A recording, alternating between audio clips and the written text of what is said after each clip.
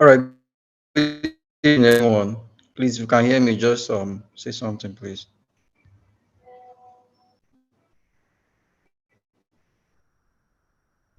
Yes, yes, you're audible. You're audible, We Christopher. are, we can hear you, Hello. Good sir. evening. Can you hear me? Yes, we can hear you. Evening. Can hear you. All right. I want to welcome.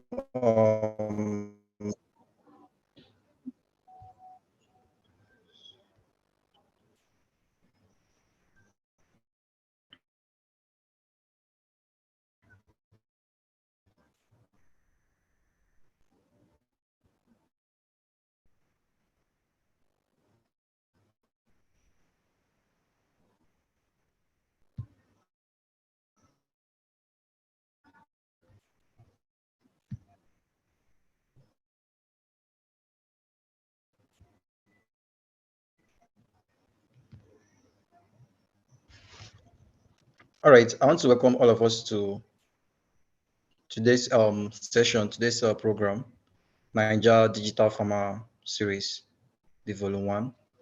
And as we already know, our speakers, they are okay. We have Farmer Bimbola in the house. Farm Mukta will join us very soon. Meanwhile, Fatima will be the one in charge of today's program, so I'll be handing over to her, and she'll be the moderator. Thank you very much. And Farm Bimbola, welcome you, ma. Good evening, ma.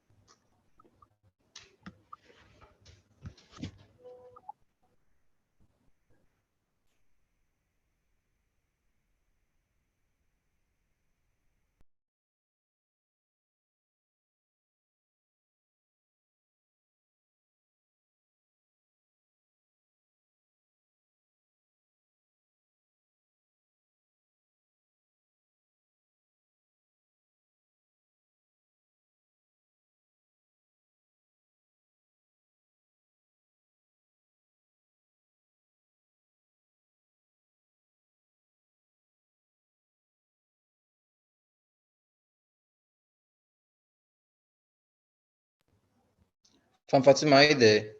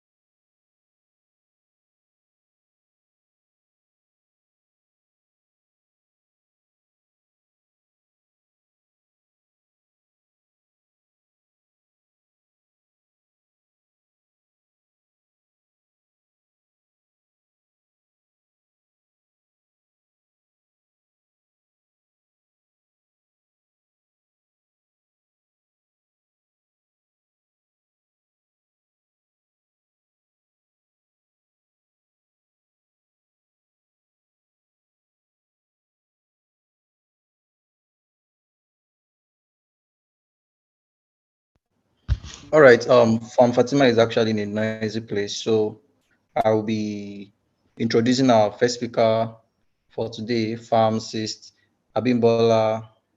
Abimbola is a certified performance technologist, a pharmacist, management consultant, and tech innovator who is keen to drive performance improvement in the African health.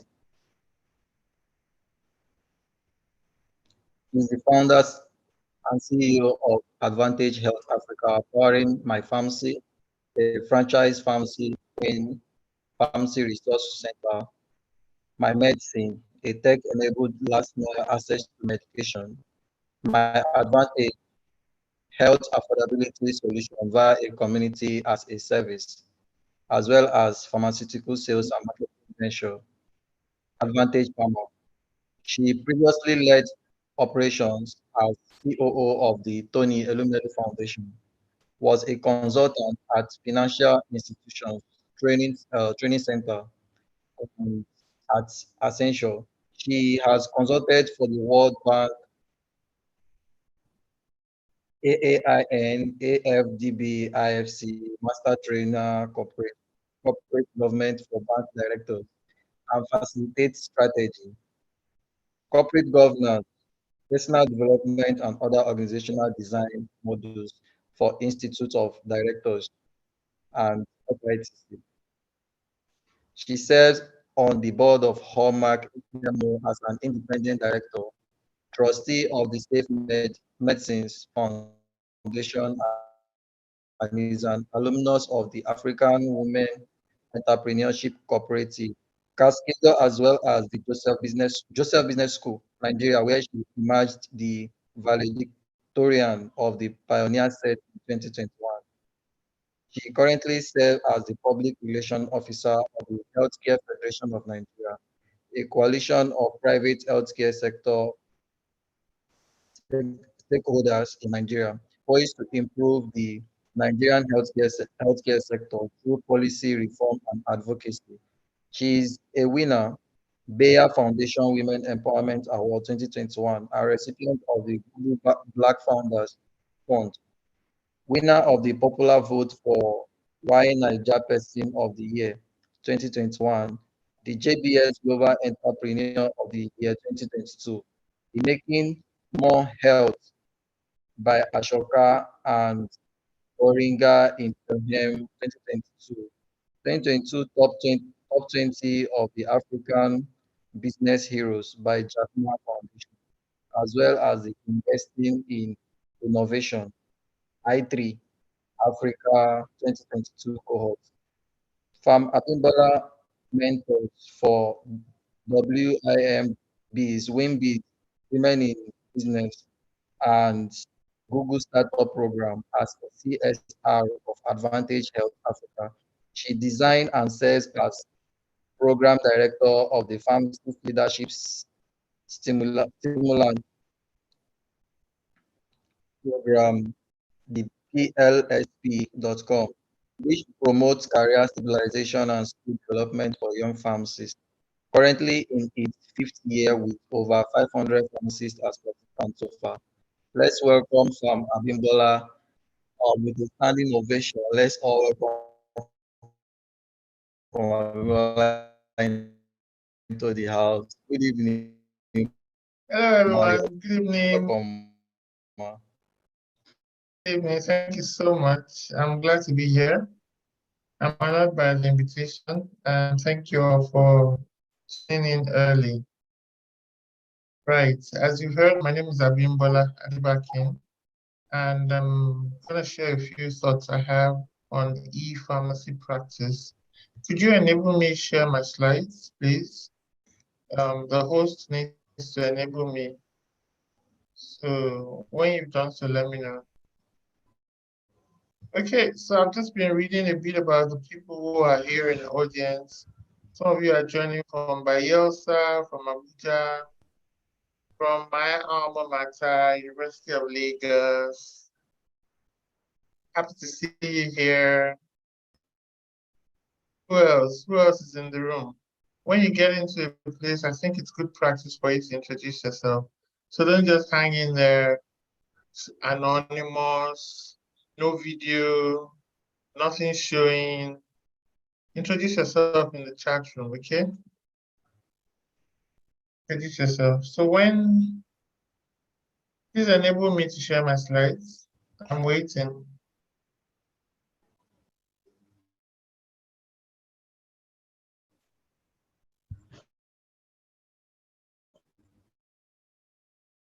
That's Christian or Israel. One of you needs to either make me co-host or share hosting rights, some way or the other. Hi, Chinaza, Faith, Ujuma, Uche. Excellent, excellent. Introduce yourselves.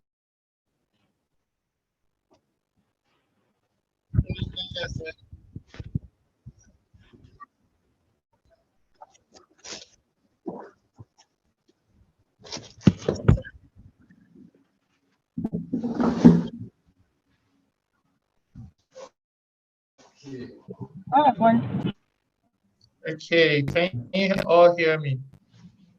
All right, Mom. I need you to enable me to share my screen. Otherwise, I'll just speak to the slides without projecting. Okay, So we are working. e-pharmacy. Okay, all right.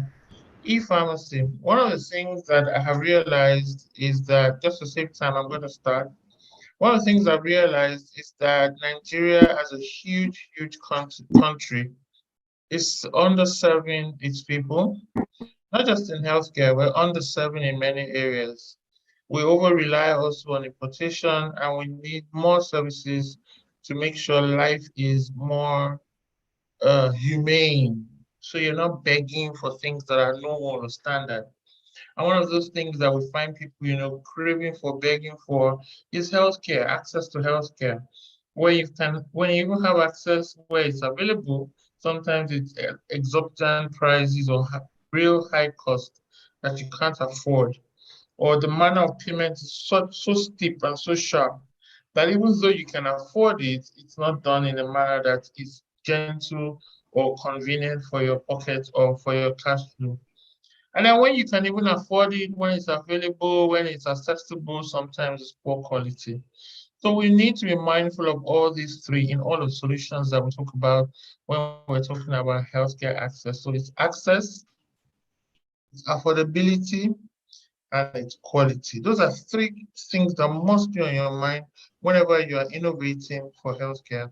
Whether you're doing e-pharmacy, whether you're in brick and mortar, whatever it is you're doing, when you're combining, so it's a hybrid, you must be mindful of access, affordability, and quality. Affordability, mind you, is not always about it being cheaper. Sometimes it's method of payment. So if you say you want to travel, let's say you want to go where do you want to travel to? Anybody, where do you want to travel to? Tell me.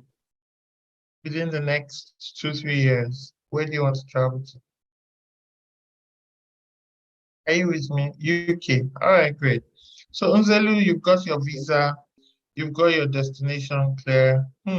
Joy wants to go to Canada. Sandra too. I see you. So wherever it is you want to go, I'm going to Australia also. I hope I get my visa. Wherever it is you want to go to, and you understand the ballpark figure, let's say it all comes to about 2.5 million naira.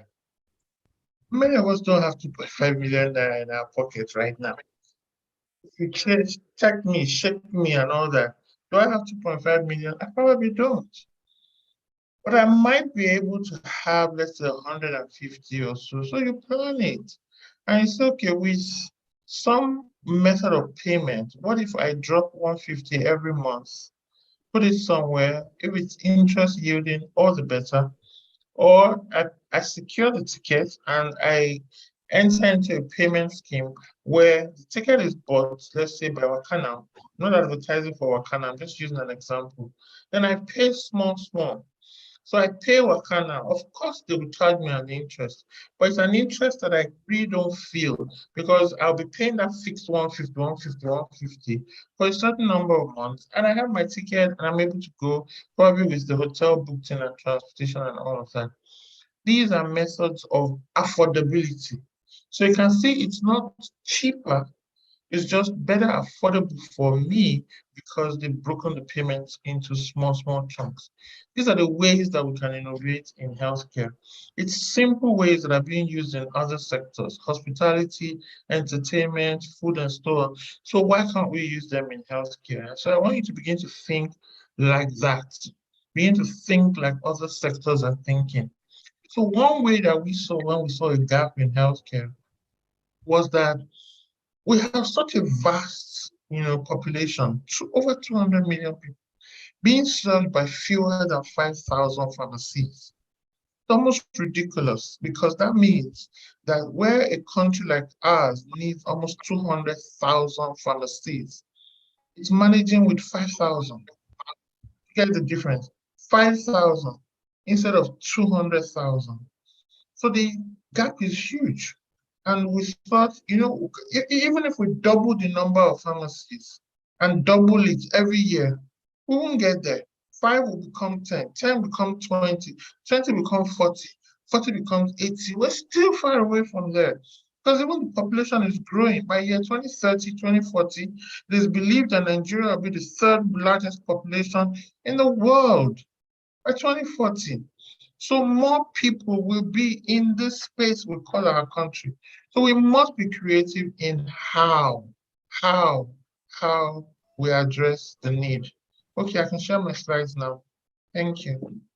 So that gap in availability, in access, is something that informs, it can be a problem, but it can also be an opportunity. Depends on how you're looking at it. And I hold the view that these things are like coins. It's a coin where on this side it's like a problem, but on this side it's an opportunity. So most opportunities disguise as problems at the beginning. It disguise as problems at the beginning. So that gap, as well as many other gaps in our healthcare system, have created opportunities for you to innovate. Chronic drug stockouts, proliferation of counterfeit drugs, issues around poor distribution of health professionals. You'd find that you have 1,000 in Lagos and maybe just 20 in another state. These are issues that have necessitated us to explore options. I've talked about this, and I also want to mention that across the country, we're having more and more people living. There's a significant rapid immigration of pharmacists, along with other medics are here, with nurses, medical doctors, dentists, physiotherapists, so many people are leaving. So we're creating a vacuum, and nature abhors a vacuum. I know you say, oh, but I need to watch out for myself. I hear you, but nature abhors a vacuum. So what do we do when there's a vacuum? We must create tangible, credible solutions because we are professionals. We've sworn an oath. And so we must be at the forefront of championing good stuff that creates credible solutions. But guess what?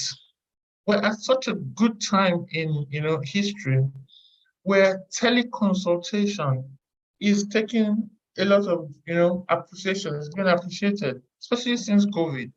Teleconsultation. And what goes hand in hand with teleconsultation is what? Telepharmacy, telenursing, and so many of those things. And so therefore, the emergence of e-pharmacy is not, it's not out of scope. But it's here. It's here to solve a problem. First, it's here to solve that issue of access, affordability, and quality. It's also here to solve the problem of a low purchasing power, where people are sick, they are vulnerable, and then somebody gives them an option of a cheap drug, they will go for it. So it makes sense. But they are vulnerable. They may be buying counterfeit drugs. So counterfeiting will flourish in such a poor condition. And then you put desperate people, they will go to all lengths. You've seen their loved ones unable to stand up or unable to get out of bed. They can't find the medicine, probably because they don't know where it is. Somebody will tell them, oh, we buy this, or they'll go and pay. People are paying ridiculous amounts for fake content. Some doctor friend of mine put out a skit earlier today, health Athena, Dr. Kelechi, and she talk about this thing that's fantastic for weight loss. I was smiling because I knew she uses a lot of satire in her content. Eventually, she said, if you find that kind of medicine, it is fake, it is not real. But people are buying into it. There were some people waiting to just for her to just drop the name, you go and buy. So you find people buying some herbal products, they'll say it's a detox tea or something, 8,000, 12,000, 25,000. I even heard of a Nollywood actress that was selling some lovely packaged tea for detox and weight loss for 40,000 a while back. I'm saying to myself, don't people see that these things are not real? But guess what? They are desperate. They have very little information. We, the professionals, have left them to face minor things. The huge needs out there we have ignored or we've kept ourselves away. So I'm not blaming anybody. I'm simply saying that this is the time for us to innovate, to create alternative channels. Create what? Alternative channels. I need to have someone else co-host or host and meeting people because as people are joining, it's distracting my attention. So we need to create alternative channels for those who are in need of these last mile healthcare services. And we must use the solutions that reduce their vulnerability. When drugs are not readily available from the physical pharmacy, where do they go? Who can they trust? Where are the licensed facilities that they can go to? What alternatives do they have? They must know that if you can't find it here, go here. It must be something we're promoting, actively building trust that they will trust. So every time an online service provider fails, maybe there's a payment failure, maybe someone has trusted you to come and decorate their wedding venue and it didn't come to pass, it pains me because not just them that are, getting the bashing. They are bashing a lot of virtual platforms that are able to offer good service but are not trusted. So these are realities that we are dealing with. We need to build trust. We need to create that enabling environment for innovative solutions that bridge the physical constraints of inadequate pharmacy, community pharmacy distribution, as well as our fractured drug supply system. We have a fractured drug supply system that has made it kind of easy for medicines to jump in. I'm sure no one here, if you're a pharmacist, is new to what they call alternative, uh, what they call it. Maybe you say a parallel, yeah, parallel markets. Parallel. Those parallel markets are channels for drugs that were not authorized by the pharmaceutical company that normally manufactures. That Nigeria is a haven for a lot of parallel importation is worrisome because you might say it works. It's a so-so brand, it's Turkish brand, it's from Israel. You might say it works. In the case of one that does not work, what do you do? What do you do? In the case of one that has injurious content, what do we do? What do we do? So we must be careful to embrace this parallel market. We don't do that. We don't join in with those who are doing it because it's dangerous. It's setting a precedent that is bad for us, for our establishment. So we must establish transparent and verifiable processes that enable even self-reporting, and we must enable clear lines of responsibility and collaboration with the regulator if we're moving into this electronic pharmacy regime. We are moving in, it's here to stay, it's come. Many of us are doing it. I have set up an electronic pharmacy since 2017, October. We launched it called My Medicines. It used to be called mymedicines.com. Did a name change, done a brand change, done all sorts. But the point is, I pioneered that site especially using an aggregated model. You can have chain pharmacies now also having an online interface. Sometimes you have a lone pharmacy having an online interface. Sometimes you have us, like us. We don't necessarily rely on one pharmacy for inventory. We created an aggregation. So our model is unique in that it's not one physical pharmacy that has an online pharmacy or one chain that has an online pharmacy. We created an aggregation across almost 1,000 pharmacies to offer medication across. So our business is actually that interface, that electronic interface. So there are different models. So you can have that one through chain. You can have the one where you have your own physical pharmacy and now you're creating an online pharmacy. Or you can have like our model, which is saying I set up as an online pharmacy, but now regulation by our regulator, Pharmacy Council of Nigeria, requires that if you even have an online pharmacy, you must have a brick and mortar pharmacy licensed by PCN. So all these are important. And PCN is saying your online interface, that channel is a channel that needs to have the PCN kite mark or emblem to show that it is registered, it is recognized, it is monitored, it is regulated. I personally prefer we go with an online shop and not an online mall. Why? Because with a shop, the onus is on you to regulate what is coming out in your interface, your platform. Many people say, oh, but Jumia, fine. Even Jumia is, if you know the powerful search engines at the back that Jumia has deployed, so make sure you can pick out counterfeit or pick out uncontrolled, things that are controlled medicine, street names like Colorado and so on, that people use to disguise their merchandise and put on online. They have a fantastic search engine. How many of you can invest in those search engines? Very few.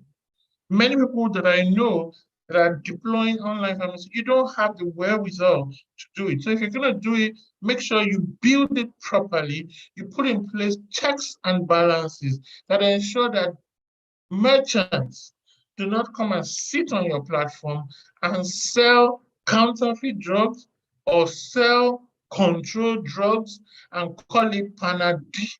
You don't know whether that Panad is actually a street name. So people who want to buy it, order from your platform, they get it delivered to them in a discreet manner. You think you're giving them good drugs, but you're actually perpetuating sale of controlled drugs in a manner that should not be happening. So there are all sorts of pitfalls, but regulation is here now. Essential regulation is emerging in sub-Saharan Africa. We have things coming out from Nigeria, from Uganda, from South Africa, from Rwanda. Take heed to them, read them, explain to yourselves, okay, this is what we're contending with. For example, when we were launching my medicines, then it was called my medicines.com. We went to meet the regulator because there was no regulation on ground. We went to meet the regulator and we anticipated their concerns and we built our business model. We were mindful of what a regulator would be concerned about.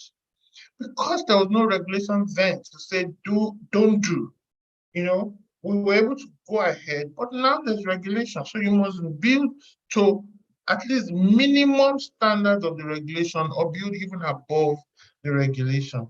That way, you are able to, do your business without being cut short. That's really important. I think that I'm going to finish soon. Innovation is anything but business as usual.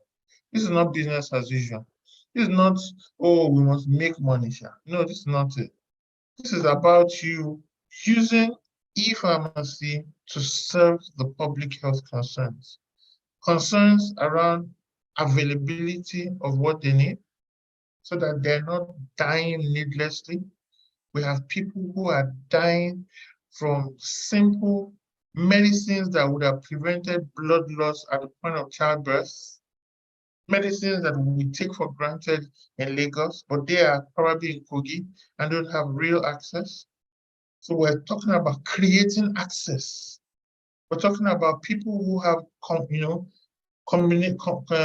some complex chronic illnesses, and based on that, their kidney is failing, and therefore someone has to give them certain medication to go along, or they can't take certain things. They need pharma care. And all we're concerned, some people are concerned about, is just selling drugs to them without knowing their history. So e-pharmacy is not just about selling drugs. It's not an e-commerce platform just to push drugs. E-pharmacy is about that balance between medication and care. It's about patient care. And it's been discovered that more than 52% of treatment failure comes from poor drug compliance. E-pharmacy must address that. You can't just be responsible for the drugs without being responsible for the drug compliance. So adding that element, for example, in my medicines, we've got fulfillment pharmacists that are attending to patients, that are following up, making sure that they're taking the drugs and or making sure that they're not taking more. I know a friend of my mom. She heard how my mom was a particular drug and that was helping her to sleep. You know, the elderly find it very difficult to sleep at night, many of them. Why? Because they've been taking, short naps during the day, that at night their eyes are wide open, or they've got conditions that just don't let them sleep. Anyway, she heard the medication my mom was taking. Quickly, she asked that she should get some. And I was like, oh no, man, we don't just sell drugs like that. She insisted she must get some. So we sent the fulfillment pharmacist to have a chat with her. Guess what? She was already on that drug. If we had sold the medication to her, she would have been on double dose because they come in different names and pack types. The designs are different. These people don't know these medications are the same. Should have been on an overdose. And she could probably go to, injuries could happen to her, or she could die, and her children would be wailing. So pharmacists will have a duty of care. We have care to give to our patients.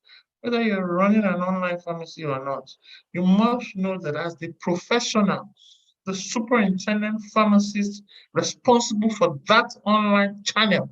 I call it a channel because your channel could be brick and mortar, your channel could be telephone, your channel is in this case a website, your channel could be on a messaging app. You could actually have bots and so on WhatsApp. So whatever channel you choose, paramount is that you're the pharmacist and you must ensure duty of care to people. Make sure there's no unchecked dispensing of controlled medicines. This is such a global issue. I found myself going to speak in different countries on this matter. I've been in Cote d'Ivoire, I've been in Egypt, I've been the whole world around, global healthcare is concerned about the sale of controlled medicine via online platforms. So now I'm a resource person speaking on this matter. So I can't have an opportunity like this and not emphasize it. There are too many people having access to medicines using online channels who have no business touching those medicines because they're dangerous to them. I'll be rounding up. So what do we take from here? It is important that you clarify your business model. Please clarify it. Know what you're addressing. Are you addressing access? Are you addressing affordability issues? Are you addressing quality issues? Don't be forced to jump on the e-commerce bandwagon of making drugs cheaper. Almost everybody, when we started, used to ask us, so are your drugs cheaper? And I told them, no, my drugs are not cheaper. They come at the same price you would get it if you went into a physical pharmacy. And so they're like, I said, oh, my value is very clear to me.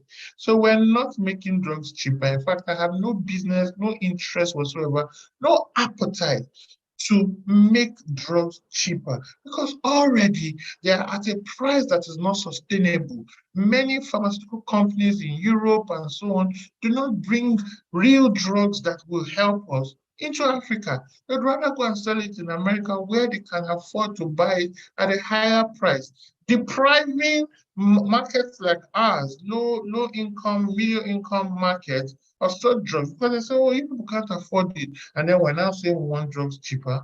What we should look for is how to bring the capacity of people to be able to pay for these drugs at a sustainable price in a manner that does not eat into their pocket crazily. So my earlier talk about paying small, small, for me is a drive we can go towards. And if that's where you are innovating, be very sure that's your business model. Go in that regard. There's so many niches that you can still find. Some of you can even set up e-pharmacies for oncology meds. Some of you can find, you can say, okay, I'm going to take this vertical. I'm going to take e-pharmacy on natural preparations. So homeopathic, Ayurvedic, all those kind of medication, that's my own specialty. So there are niche areas. You might say, oh, my own e-pharmacy is focused on pediatric care. My own e-pharmacy is on, you can be anything. The landscape is still open. So there's so much room because I'm sure some of you are wondering, but you have e-pharmacy. Why are you speaking to people that will become your competition? The market is huge. The market is huge. I have found an opportunity in building the back engine, that engine that will help to serve. So if you have online pharmacies that you are setting up, come and sit on our own software. That to me is the direction and the approach that I'm seeing more and more. Each one of you should specialize in your own different areas, general pharmacy or niche pharmacies, but please just be mindful of your business model and ensure you are built to prevent fraud and to ensure you are in compliance with data protection guidelines and rules across the country. So, just one more. Healthcare requires a collaborative approach. I would rather collaborate with any one of you. If you've got a niche area, if you've got a general area, well, I'm just looking. So, what do you want to collaborate? But if you've got a niche area, I'm very interested in that. We must indeed build more and more solutions because almost 80% of all medical interventions require medication. Pharmacists must be involved and you must find yourself on the table, create the table, or find a seat on the table. Gone are the days when it was non-pharmacists that built these solutions. Why? Because even many of you are picking up interest in technology. So combine your pharmacy with technology and then call in all the other experts, call in developers, call in software engineers, call in product designers, call in the legal people, call in the human psychology people. Get a robust team to work with you. So don't be left out. Make sure you are creating the table or you have a seat on the table. Lastly, you must create solutions that are, that are compliant. And I say this, because I'm sure you say, but you were not compliant. Yes, there was no law when I set up, but there's a law now. Therefore, you must appraise yourself you must know what the law says. You must know what the law could say tomorrow. Interpol is working with PCN to ensure compliance. They're going to come up with operational guidelines. They're going to come up with all those how-to guidelines must inform what you are building. If you don't have it now, there's no excuse for setting up an online pharmacy without, PCN knowing. Even if you have it, please make sure you are compliant, you are building for self-reporting, self-regulation across board. That way, you will be building the platform that we need. I hope this has helped some people. I'm happy to take questions. I'm happy to, help you further if you need that. And I'm sure many of you know about Advantage Health Africa. So we run my medicines and we run other programs, solutions like Advantage-Pharma, where we've got exclusive rights to sell about 40 SKUs. We have my pharmacy, which is powering a number of pharmacies, and we're just releasing our software solution as a service now that is helping pharmacies to be more effective. Okay, thank you very much. Wow. Thank you very, very much, Pharmacist Abimbola. God bless you, Jesus. I don't even know how the whole stuff you just said now is more like it's making me to see a different picture that is like different from what I already know before, and more reasons why this e-pharmacy in particular is very, very, very important, most especially here in Nigeria. Yes, You're thank you very welcome. much, ma. God bless you, ma. I hope all our audience today you've learned one thing. In fact, this is like a foundation for us to start, developing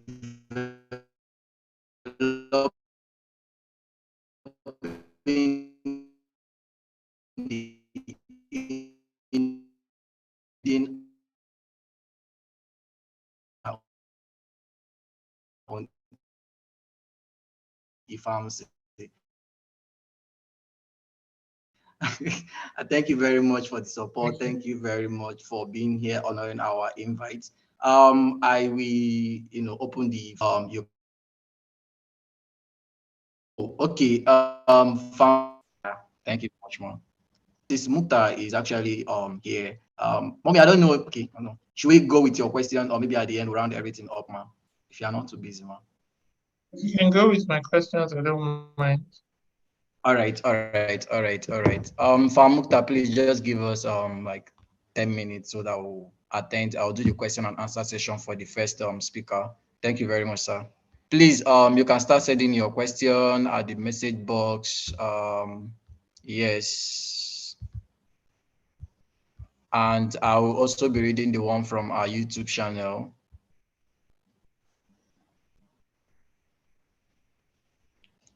All right.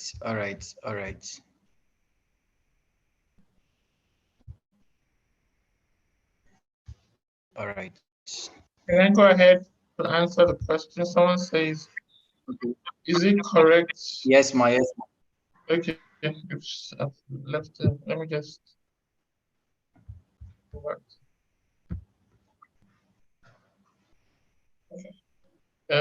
Is it correct that my company is solving two things, health equity and universal health coverage? I think everything, all of us are solving universal health coverage as a standard. Anything that will make sure people have better access to preventive healthcare, promotive, curative, restorative, and palliative care. That's universal healthcare coverage. And to make sure it's done at a speed or cost that does not, put the people into financial ruin. That's the whole essence of universal health coverage. Health equity definitely, because we're making access available. So it's more like democratizing access to medicines so that if you are in Lagos or you are in Katsina, it doesn't matter anymore. You can get medication that your counterparts in Lagos are having. So yeah, there's health equity in that regard.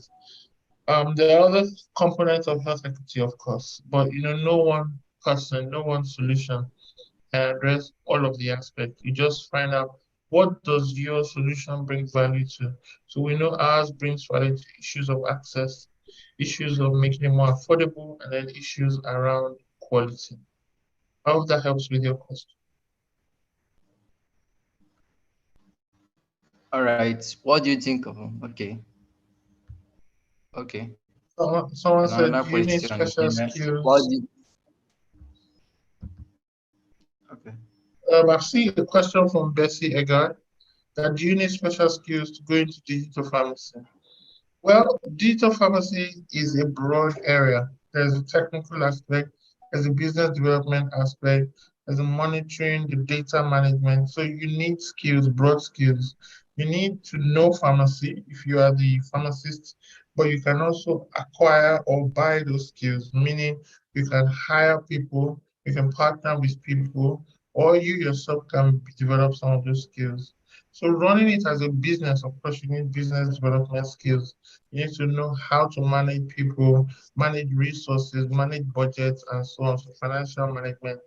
But if you're just building a solution and you want someone to buy it from you, then you need maybe a UI, UX, product functionality, all of those things around building tech solutions, and you build it for others to then buy or use in their own business solutions.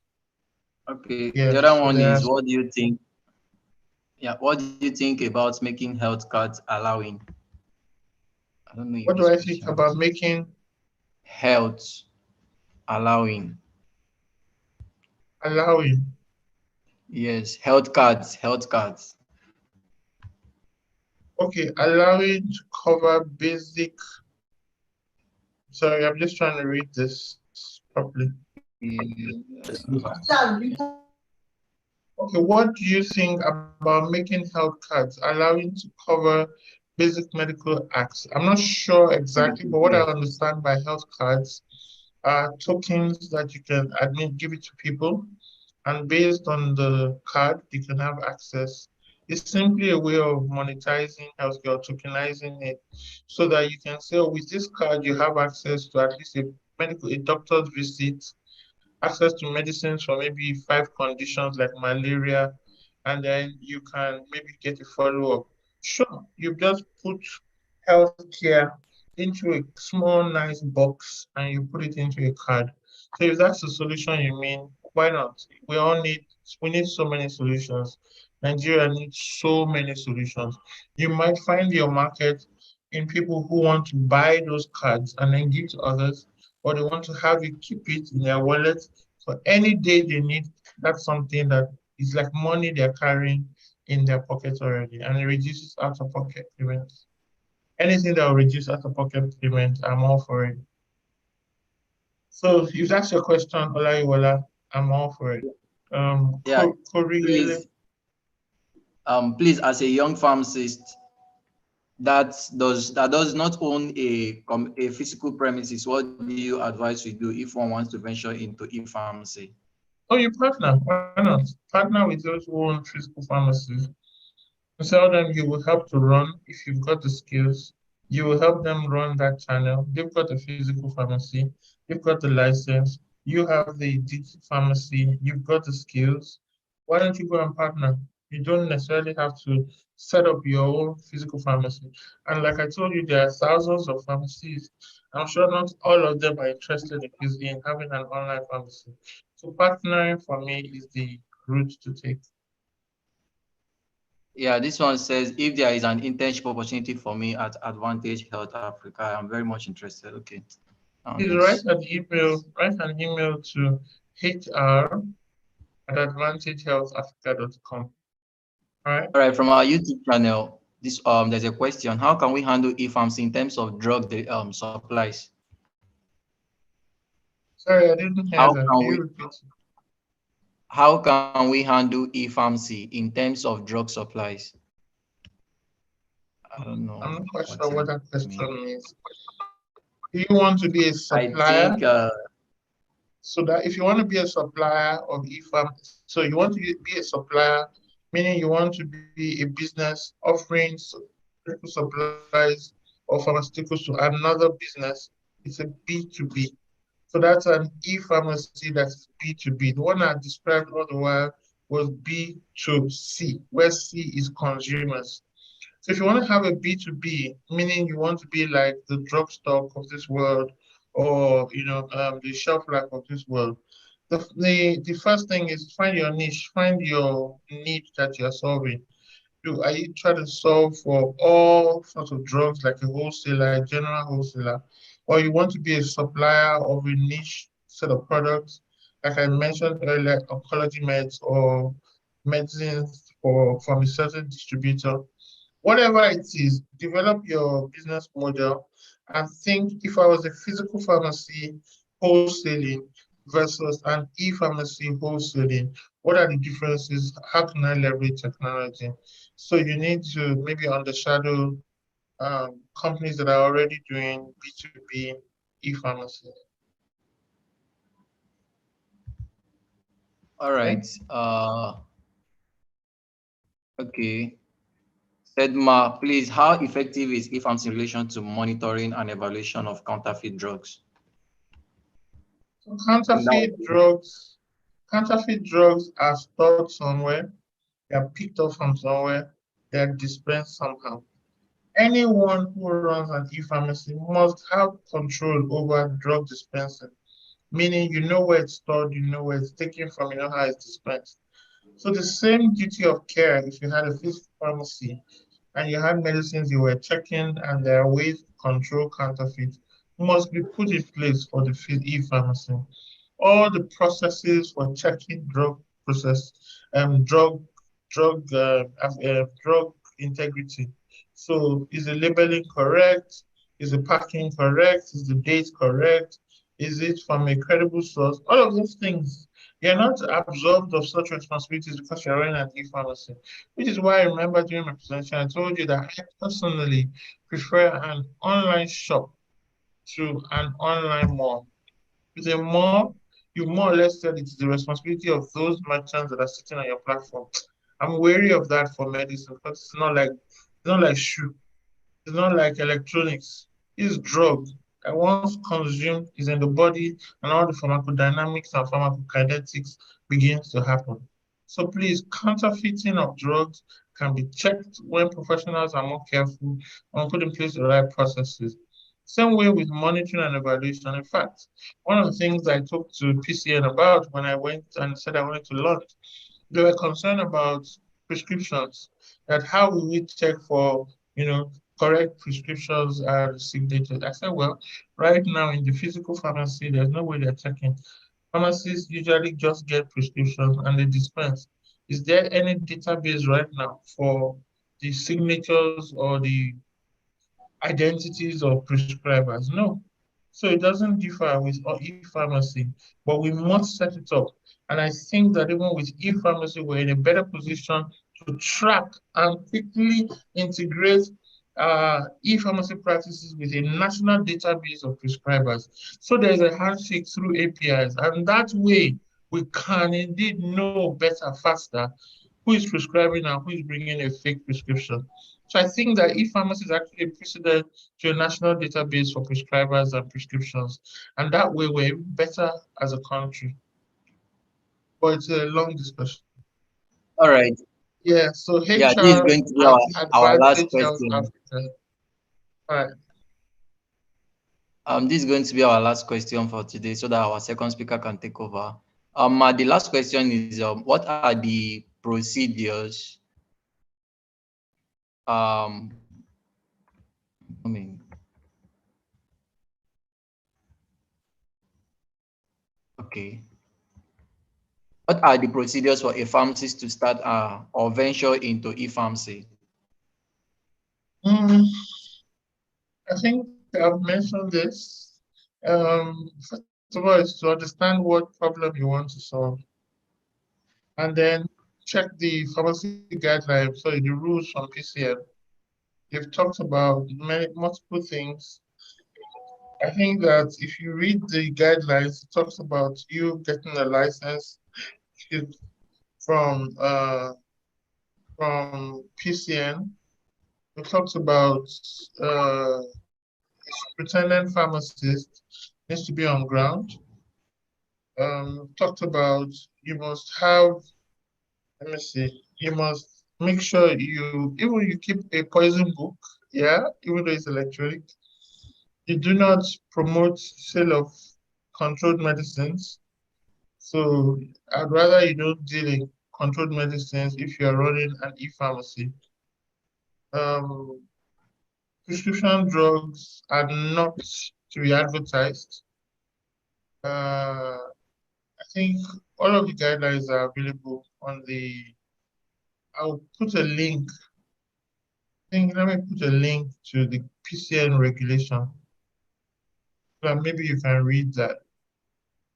All right? Let me just do that so I don't take too long. And then try and write up a business plan. That business plan may guide you in your setup from people you need, the skills you need, the setup costs, your business, your market entry, how you enter the market.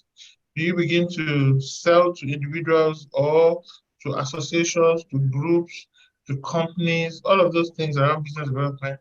Your accountability, your financing process, your finance process, everything around your inventory, how you manage it, the software you use, whether you build it or you buy it off the shelf, whether you sit on a gateway like what we're doing with Advantage PMS, or you stand alone, whatever, there are all sorts of things for consideration. I'm not sure I'm able to cover that in this particular session.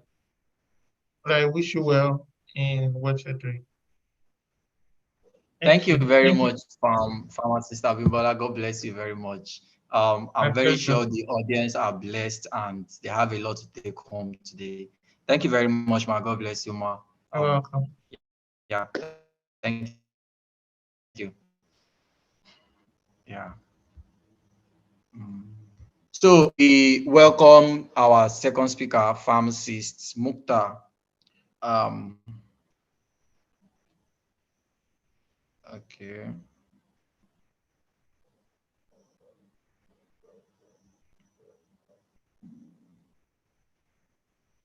Please, I'm coming, please.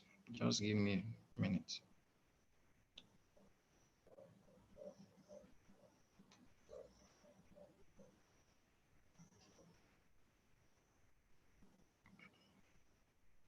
All right, pharmacist Mukta B. Karofi is a professional pharmacist, a supply chain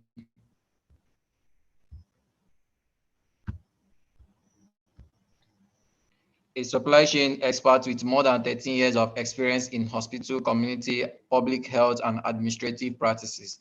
He is a graduate of the Faculty of Pharmaceutical Sciences, Ahmadu Bello University, Zaria, BPharm, Masters in Logistics and Supply Chain Management, Fellow, West African Postgraduate College of Pharmacists, member, Chartered Institute of Purchasing and Supply Management of Nigeria, member, Chartered Institute of Logistics and Supply.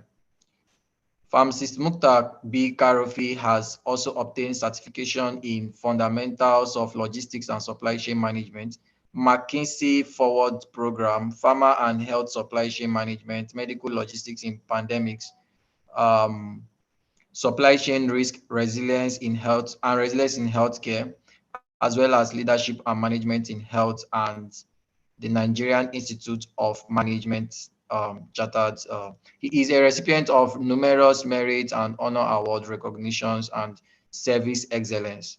He has developed effective leadership and management skills where he served as Pioneer Secretary YPG Kaduna, PRO PSN Kaduna, Secretary PSN Kaduna. He has worked at National Ear Care Center, Kaduna, as the technical assistant to the Executive Secretary, Kaduna State Health Supplies Management Agency, and is currently serving as the project officer, brokering ARC ESM.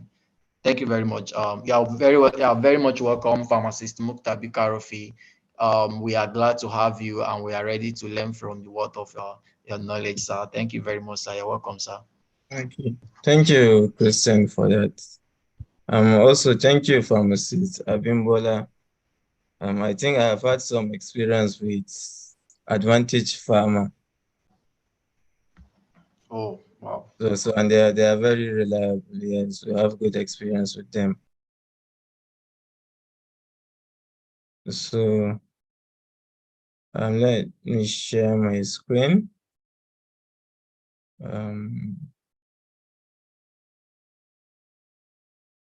don't know if you can see my screen.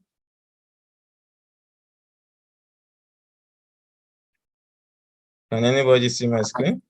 Yes, sir, we can. Okay. Yes. So I'm here to give Sorry, can you hear me? Hello? Am I audible? Yes, sir. Hello, we can hear you. We can hear you, sir. Okay, so we're here to discuss e-procurement in this Naija Digital-Pharma series. So as a way of introduction, we start by looking at supply chain management, the entire supply chain management.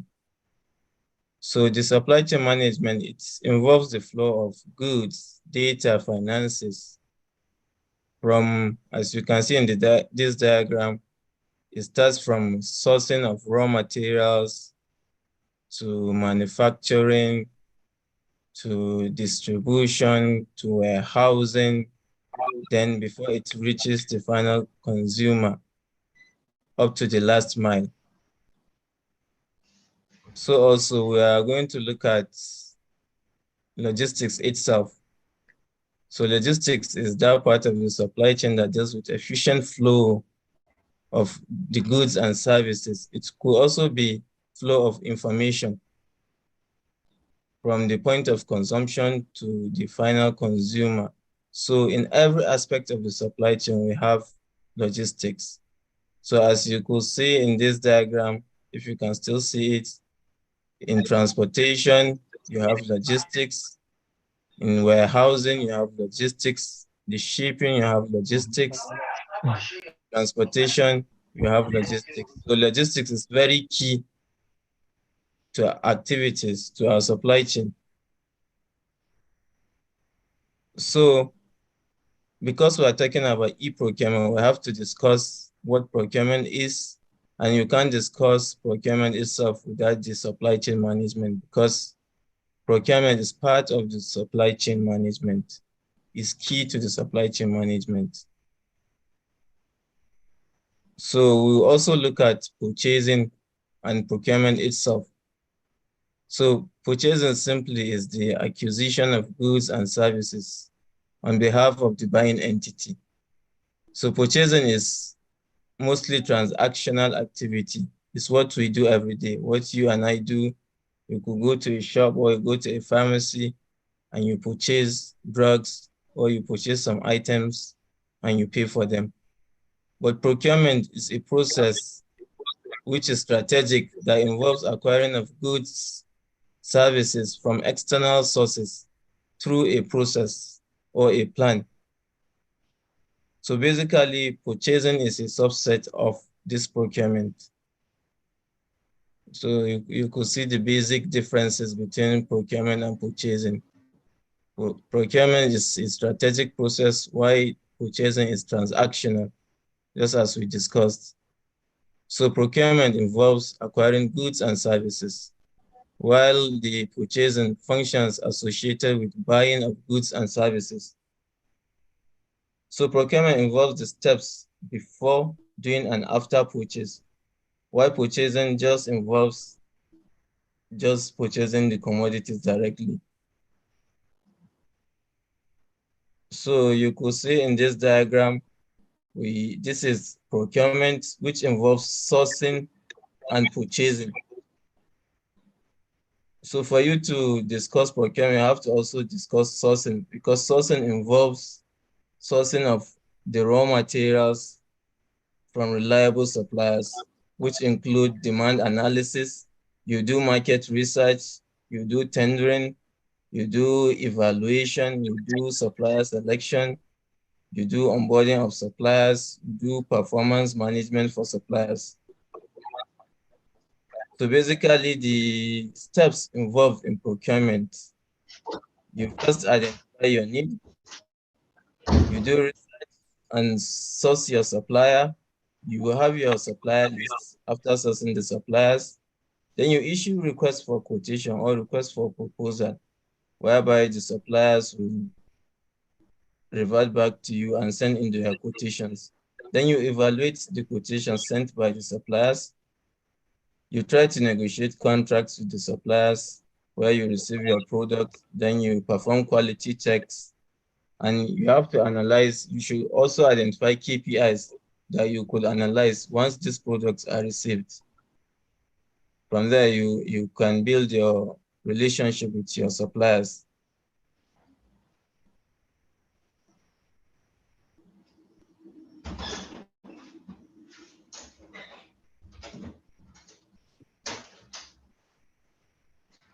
So we took a look at what e-procurement is. So actually, e-procurement started in the 1980s, following the development of the electronic data interchange, that is the EDI.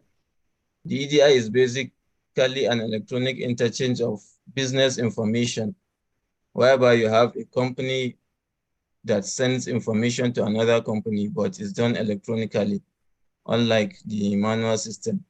So a decade later, catalogs were developed.